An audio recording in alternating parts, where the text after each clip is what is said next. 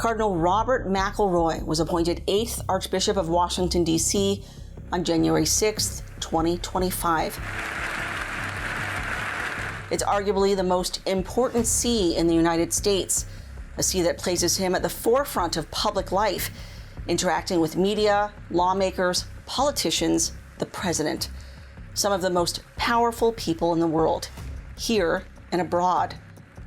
But who is Cardinal McElroy? How did he move so quickly from being a relative unknown not too long ago to now becoming a major political player in the church and the world? Now, this isn't meant to be an exhaustive report on Cardinal McElroy, but presented in a concise and shareable format, hitting on all the major points.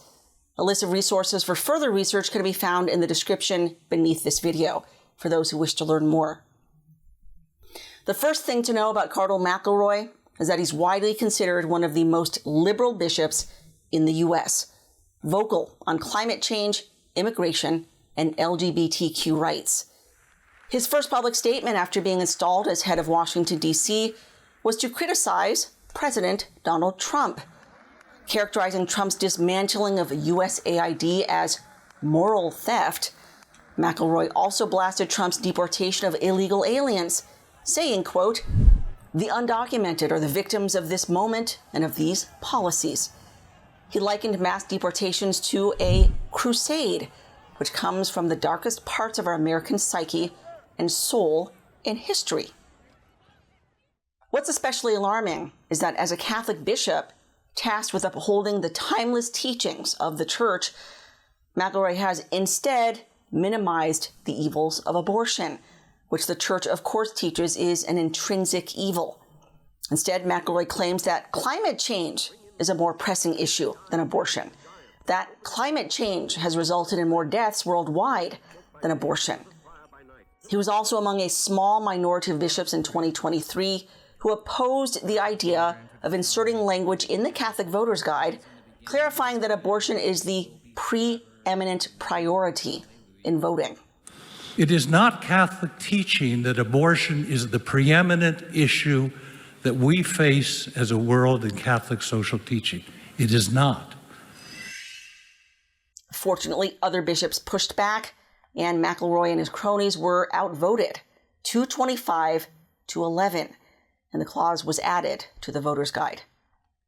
In a 2020 interview, McElroy again downplayed abortion, saying, "Look at climate change, which threatens to end the whole of humanity. Look at the divisions we have in our nation now in terms of race and class, the undocumented." And what's more, McElroy has heavily promoted LGBTQ ideology, receiving a glowing report from Outreach, a dissenting Catholic LGBTQ resource, which characterized McElroy as one of the most vocal proponents among the U.S. hierarchy of LGBTQ inclusion in the Catholic Church. And in another example of downplaying Catholic teaching, McElroy minimizes the call to chastity.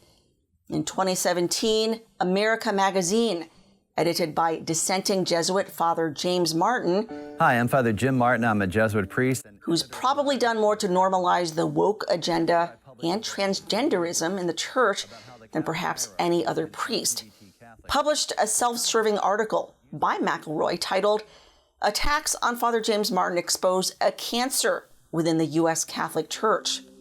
While the church unequivocally teaches that sex is only permissible within marriage between a man and a woman, McElroy downplayed that teaching, writing, "But chastity is not the central virtue in the Christian moral life.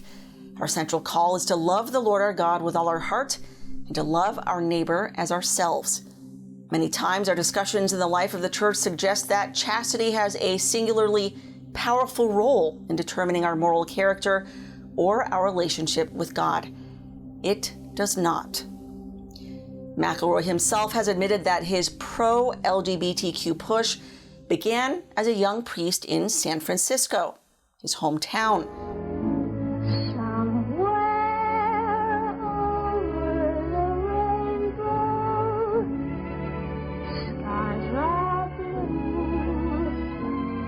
Where he was born and raised and went to high school seminary, and where he quickly rose through the ranks to serve as secretary to the progressive Archbishop John Quinn.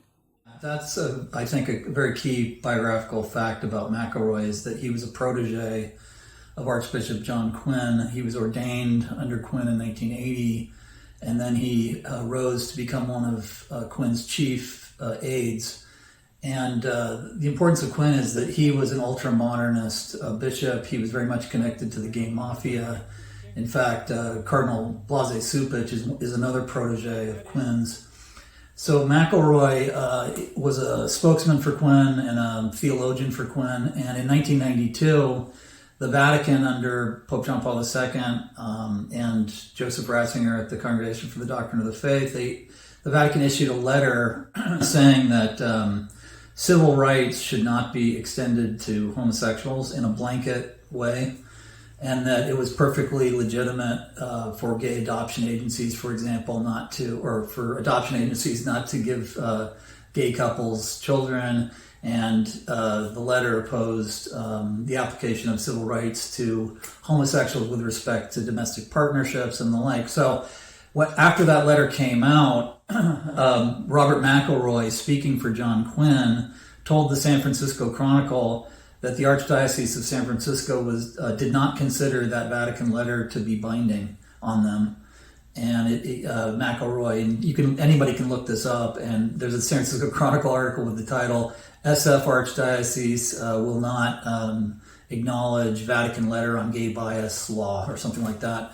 So the point of this is that McElroy was part of this sort of culture of homosexual normalization within the church, and a culture that was clearly subverting and undermining the church's teaching on the sinfulness of homosexuality. So he was with Quinn on all of that. Quinn was a leading figure in the church at the time and served as president of the U.S. Bishops' Conference from 1977 to 1980. He published a controversial book pushing for a more decentralized church, where individual bishops took on a greater role while Rome stepped back. Jesuit historian John O'Malley writes, "In the first millennium, popes did not run the church, nor did they claim to run the church." In 2012, he by chance ran into Argentine Cardinal Jorge Bergoglio, who told Quinn he had read his book with much interest and that he had hoped the church would adopt his ideas. The next year, Bergoglio would be elected pope and would go on to implement one of his most notable reforms, synodality, a more decentralized church, no doubt based on Quinn's earlier ideas. Years later, Quinn's apprentice McElroy would be at the forefront of implementing Pope Francis's synodal agenda in the U.S. Church. And so what I would like to suggest Archbishop Bergoglio to consider is having a task force that he appoints for implementation of synodality. It all comes full circle. Quinn was a vocal proponent of LGBTQ ideology. He actually opposed California's Proposition 6, which, among other things, banned promotion of homosexual propaganda in public schools, to students, to children. He actually framed it as a civil rights issue, which is why he opposed it. And from an April 2024 article in Harvard Magazine, as early as 1983, Quinn reached out to gay Catholics and supported a Castro neighborhood parish that held vigils for HIV-positive parishioners and their caregivers. Quinn championed Most Holy Redeemer Catholic Church in San Francisco, considered the most notoriously queer Catholic church in America. It's home to, among other things, the Sisters of Perpetual Indulgence, a group of transvestite drag queens who routinely mock Christ at public events.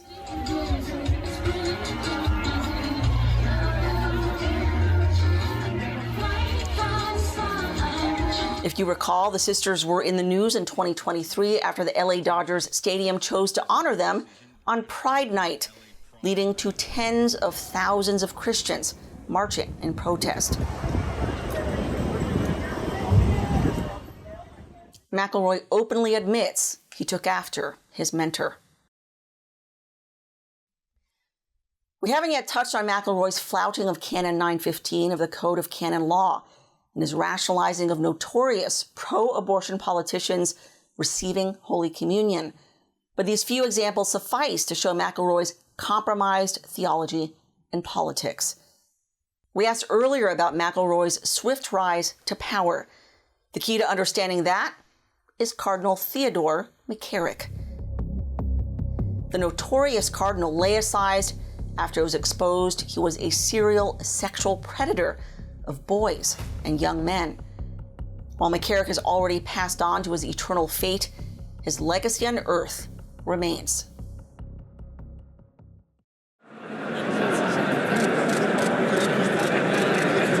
In 2018, former Papal Nuncio Archbishop Carlo Maria Vigano released a bombshell report that shook the church, revealing a corrupt network of clergy in the church, all connected in some way to McCarrick. McCarrick at the time was considered the most powerful cardinal in the U.S. church in the early 2000s, when he reigned in Washington, D.C. from 2001 to 2006. During that time, McCarrick was often called Kingmaker. How so? The Pope relied on the papal nuncio of each country to supply names of clergy recommended to be promoted to bishop or to cardinal. Thus, Vigano would have referred names to the Holy See for advancement. But here's what he wrote about McElroy's 2015 move to California. The appointment of McElroy in San Diego was also orchestrated from above, with an encrypted peremptory order to me as nuncio by Vatican Secretary of State Cardinal Pietro Parolin, reserve the See of San Diego for McElroy. The understanding was that it was McCarrick who had made the recommendation. McCarrick, the kingmaker, the bishop maker, who'd recommended McElroy to Pope Francis. Vigano went on to make a significant claim. McElroy was also well aware of McCarrick's abuses, as can be seen from a letter sent to him by Richard Sipe on July 28, 2016. Dr. Sipe, the late sex abuse expert, had hand-delivered a letter to then Bishop McElroy in San Diego, detailing alleged sexual assaults and crimes by McCarrick against seminarians and clergy. McElroy's response? To ignore the letter and refuse to meet with Sipe. Now, after that news circulated in 2018 and public criticism ensued, McElroy responded by claiming they were simply rumors at the time, and that's why he didn't respond. But according to Bishop Stephen Lopes, head of the Anglican Ordinariate, everyone knew about McCarrick. Everyone.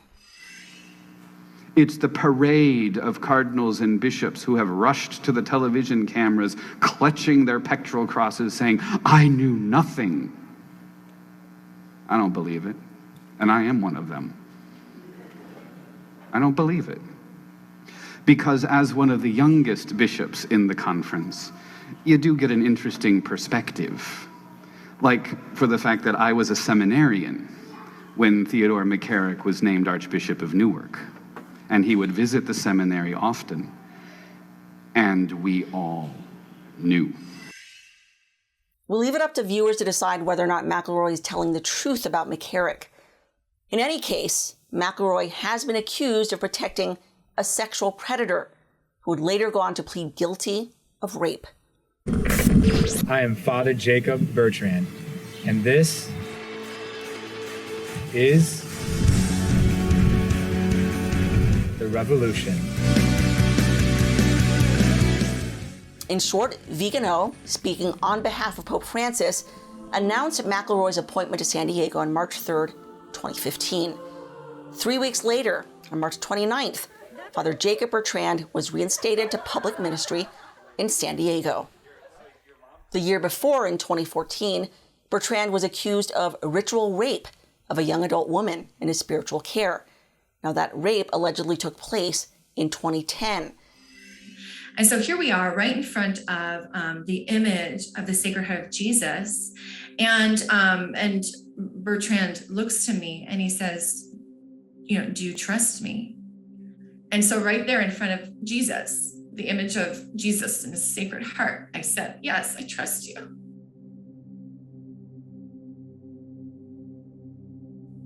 And that was the beginning of him starting to touch me.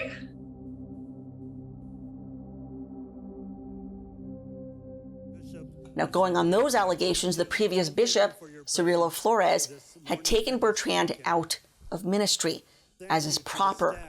Flores passed away in September of 2014, leaving the vacancy that McElroy would go on to fill. Now, McElroy's defenders claim that he hadn't yet been formally installed as bishop in San Diego until April 2015, and thus he can't be blamed for reinstating Bertrand. But McElroy's appointment was announced March 3rd, recall. That's when it was announced, fully 3 weeks before Bertrand's reinstatement. And there was no bishop in San Diego at the time. It was vacant, so there was a temporary administrator. It beggars belief that the temporary administrator of the diocese would have taken such a controversial step as to reinstate an accused sexual predator facing potentially criminal charges without at least consulting with the incoming bishop and getting his approval. In any case, I myself contacted the San Diego Diocese in 2022, asking McElroy to explain why he reinstated Bertrand.